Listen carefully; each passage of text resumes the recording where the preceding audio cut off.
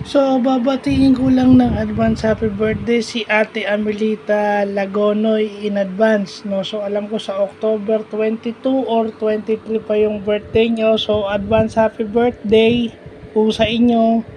Ingat po kayo dyan sa probinsya. At nawa po safe kayo. Sana ngayong nasa probinsya kayo, wala na yung stress.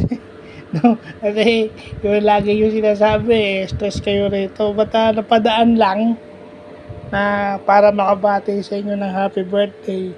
Sana po kung ano man yung mga problema nyo, sana na nasolusyonan na. At sana magkaroon kayo ng kapanatagan ng loob. Yun lang naman ang maibibigay natin, yung pagbate. Kaya nauna na ako kasi sigurado ko sa mismong araw ng birthday nyo maraming babate. So advance happy birthday po ulit at God bless po sa inyo.